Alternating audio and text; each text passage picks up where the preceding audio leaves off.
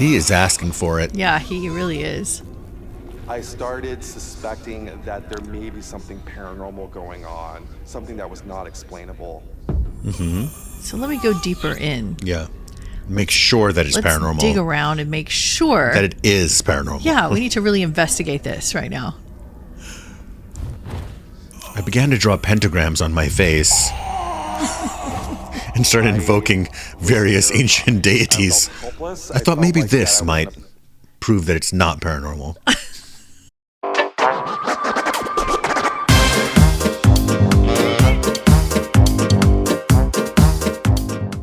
Good evening, magical friends. I am your friendly neighborhood psychic medium and trance channel Riz the Wiz here with my lovely wife. Thank you. I'm Lady O, and I'm an intuitive empath, and together we are Psychic Couple Reacts. And you know, this is amazing. We're diving deeper now into Paranormal Nightshift, which is really one of my favorite shows in the paranormal genre.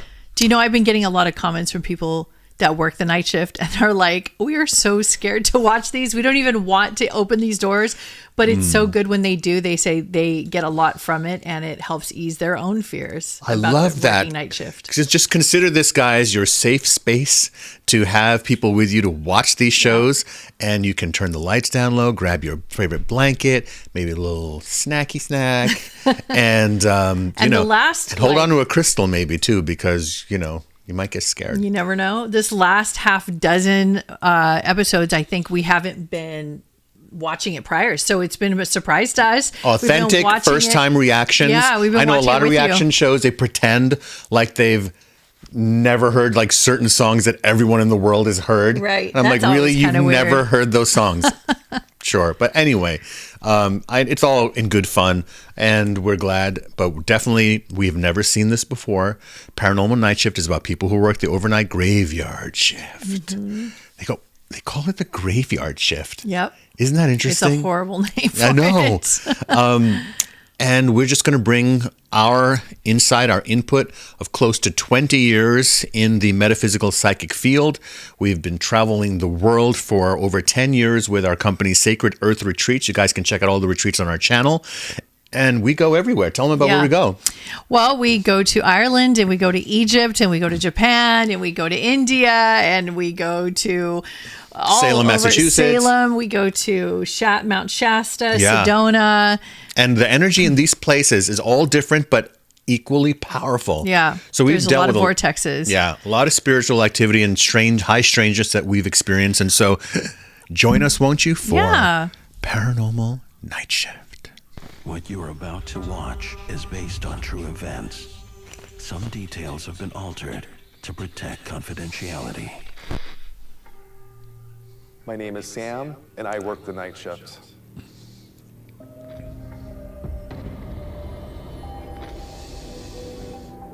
Salem, with its storied past of That's awesome. is home to the old hotel that Sam works at. which one is that? We've been so many times. I know. I'm surprised there's not more on Salem. It's not the Hawthorne, is it? The Hawthorne is the most haunted hotel in Salem, guys. As a night auditor, you work a shift generally from 11 p.m. until 7 a.m. I have been fascinated with the witch trials history of Salem for years. In 1692, on the very ground where Sam now works, over 200 citizens were accused of practicing witchcraft. 20 were put to death. Working in the quiet on the night shift allows Sam to study the history of the witch trials for his book. It was a perfect job for me because it's kind of a slower job, and I was able to write while I was working. My first week at the hotel started off fairly non-eventful. And then, suddenly,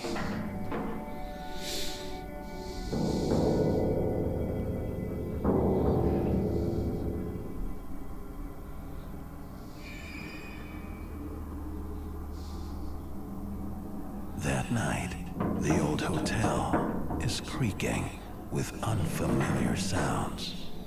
Knocking is very common. Mm-hmm. almost like a Morse code. There were these two twin sister psychics back in the day. Look it up. I heard what sounded like banging on the Who inside translated of the that knocking into Morse code. Really? Well, excuse me. Let me rephrase that. Into code. I don't know why I said Morse code, but into yes or no's. Like one knock for yes, two knocks for no's. I don't know Were what. they imprisoned and they were doing it through the prison walls? No, it was in the house that they bought. I usually know the names of them off the top of my head, but if you Google twin sisters, psychics, knocking in house, and you'll see what the case is. Okay. elevator. So I thought maybe that one of the guests was trapped.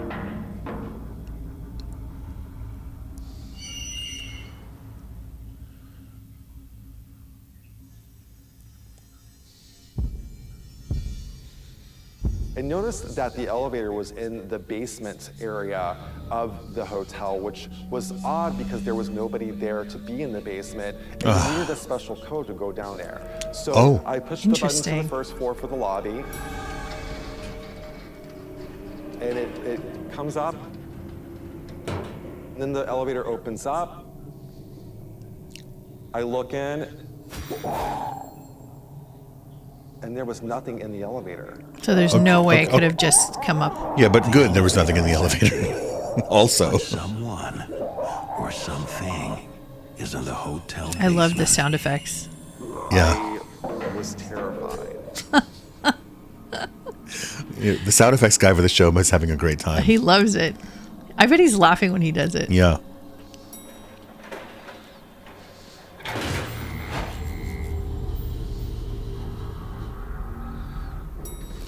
Sam has never ventured to the underbelly of the old hotel.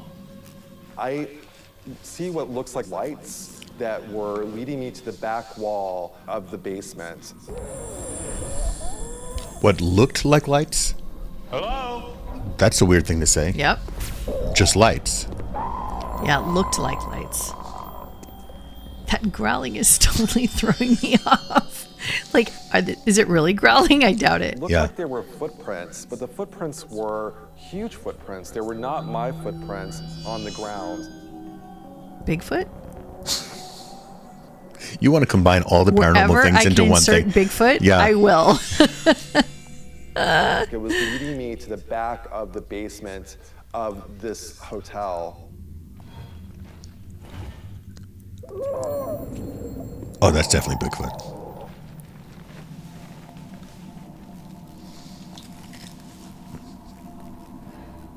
He's led to a dead end. No pun intended. It looked like something was filled in the tunnel beneath area of the hotel. There is something unusual about the brick wall.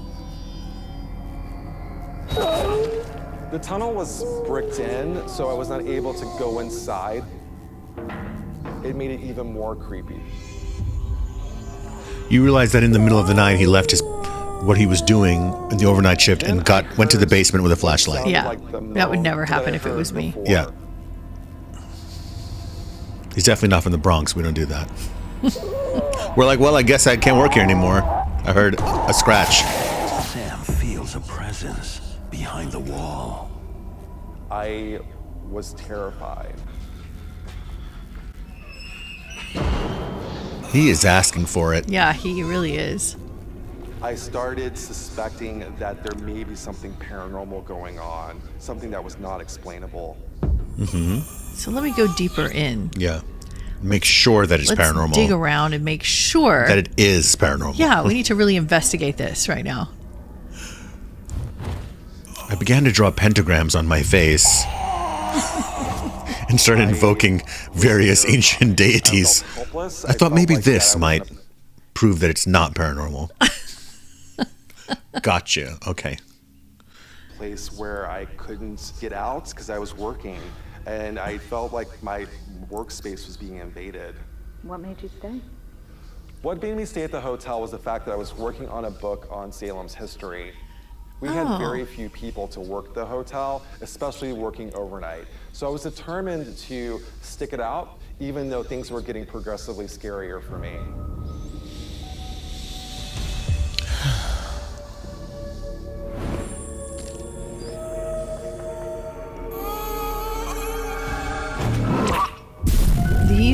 sound effects.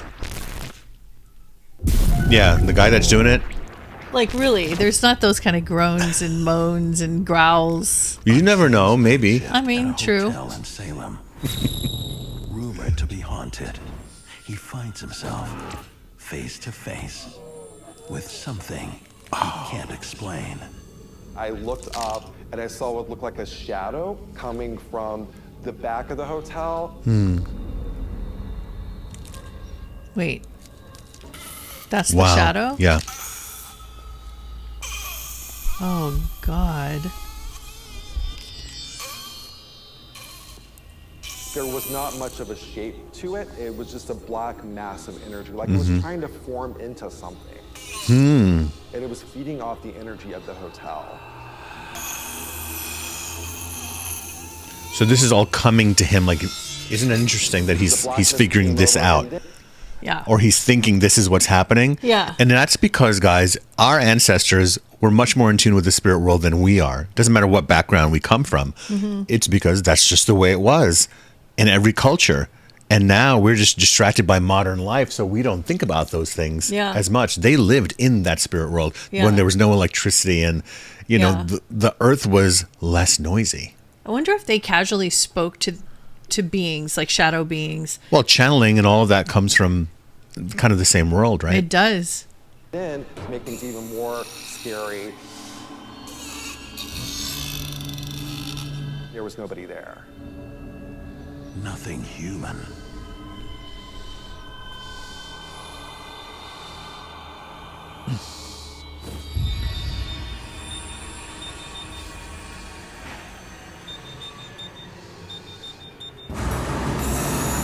But the Oh, entity's no. presence is still with him. There's a helplessness there. Like, I can't leave, I can't call anybody, it's 3 in the morning. Wow. Do I call the cops? Are they gonna think I'm crazy? Not if you're in Salem.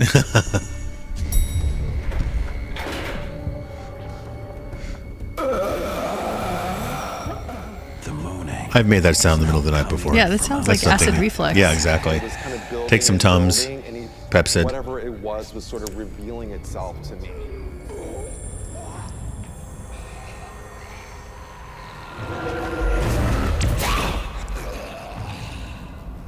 It looked like a man wearing an old school hat. Of course. Salem. Seeing those red eyes, I knew whatever it was not a human being. I was It looking was at a human people being at and one time. looking back What at if me. it was a disembodied human being? Mm-hmm. No, this is even too far out for me because I was going to say, and maybe Go far out. What are we here for? like an alien or some kind of like non-human creature entered into the energy being of the human and is using the human body to project. So you're talking about the human body that's in the spirit world. Yeah. So somebody died. They go in the spirit world. They're Yeah. kind of a ghost hanging around. Yeah. Alien comes. Yeah, a goes, creature that's a creature, not whatever. humanoid, right. Not a human creature. Right. Sees that spirit. Yeah. Takes it. Is more powerful. Takes over Yes. that spirit. Because it has an identity of a human. Right. Because that's where the red eyes come from. Well, there have been. Men That's in why he said Blacks, it other didn't- sci-fi yeah, he movies said have it kind of didn't thought look that. human, but it was human. So that's where I got that idea. But here's. I mean, anything's possible. Yeah. That's. Excuse me. That could be. I mean, all theories can fly, right? I have never been that terrified in my life.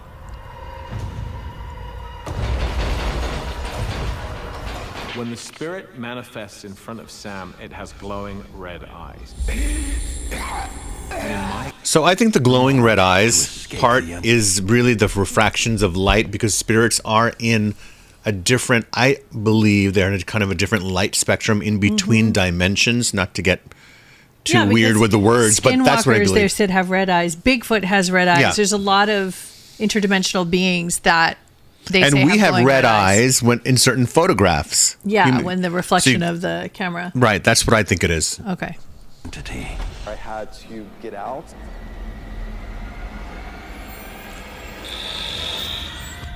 Oh, he dipped. Oh, he left. Yeah.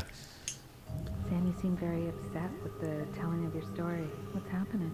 I'm super emotional about this experience because I felt like going back and kind of feeling the emotion of what it was like seeing this figure in the window haunts my dreams.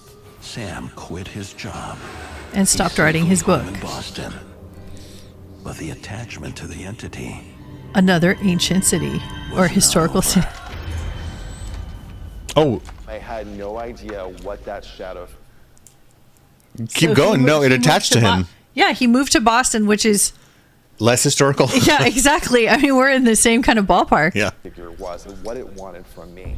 Sam uncovers horrifying facts. It turns out that my family is related to the Putnam Oh, family. wow. My cousin Ann Putnam Jr. accused 62 people, and 19 of them were hanged for witchcraft.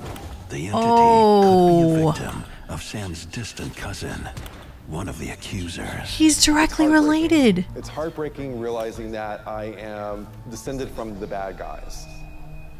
Sam has a very personal, familiar. Yeah, he's right. It has a the personal connection does come down. Now you're bringing in past lives. You're bringing DNA connection from your ancestors who also basically took out these people.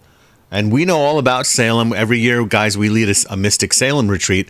Interestingly enough, as spooky as Salem feels, it never feels negative. So we go around Halloween time, which is the best time to go, and we go to the sites. We pay our respects to where the witch trials and the hangings happened. I channel there, and we do the fun Halloween stuff. But it actually is I actually feel a lot of love when I'm there because the people that come to Salem. Bring so much love. Thank Yeah. you. Yeah. Talking about innocent men and women who were put to death in the most awful ways, crushed by rocks, hanged. To deliver the apology. Oh, he's going to apologize for his behalf of his That family. I, by such providence of God, be made an instrument for the accusing of several persons of a grievous crime, whereby their that's lives were taken away from them, whom now I have just grounds and good reasons to believe they were innocent persons. I'm sorry. I am truly sorry. I'm truly sorry. I'm sorry. Truly sorry.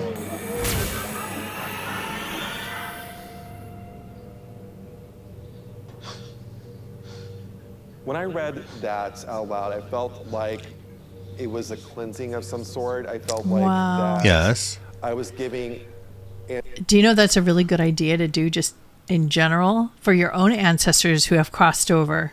Apologize for any wrongs that may have been done due to ignorance, right? Yeah. Like clearing the family line. So it's like things that we do in real life, we can do in the I never even thought afterlife. of that. That's amazing. Yeah, that's good. I love that idea. Right. Putnam Jr. the chance to say the words out loud through me. Maybe now, the angry entity will leave him alone. When I found out that I was related to Ann Putnam Jr., I decided that it was my passion, my role in life, to give a voice to those without a voice. And I wanted to get to know the victims as much as I can through research, through history. Now that I've experienced what I have firsthand working at the hotel in Salem, I believe in the spirits without a question. Okay, good. Good. So he continues to work on his book, Yeah, I'm going to look for his book, but not insane. but not his. Hey, man, look, you picked, That writing is about so Salem, cool. in Salem. Well, he kind of conjured them in. On top of that, he was called to do it. Yeah. Because of his ancestry. Oh, you think his ancestors may have called him Could in have. psychically to And go, I hey. think I fast forwarded a little too fast in this one area about the letter. I think that letter was written prior. By him, though. He wrote that letter. He wrote that letter Yeah. or he found it? Well, it sounded like he was using the language of that time because I why see. would they apologize? Okay, well, either way, Yeah. that was like a cleansing that he did that. Guys, I mean, look, even in real life, well, I'm talking about in this living life, apologies help clear the air. Yeah, I so actually apparently, think- even in the afterlife, why not? hundreds of years later, it works. Yeah, even though it's not our fault, what our ancestors have done, it would be good to clear the path because we still hold their energetic DNA. Would you accept an apology from 4 centuries ago? I would if I was crossed over and it was really bothering me and there was a descendant of mine Yeah. that said my name. No, but if you were the entity that was haunting that hotel, would you accept an apology from 400 years ago? Well, it depends on the energy of the person. Yes. So the sincerity. So the sincerity. So if Okay. he's using it as like an omen to like cleanse the space. I love it. Well, you guys, hope you love this one. Oh, wow. That was really fun. Yeah. So, If you want to join us in Salem, drop us a note because we're going in October and we will see you soon. bye-bye.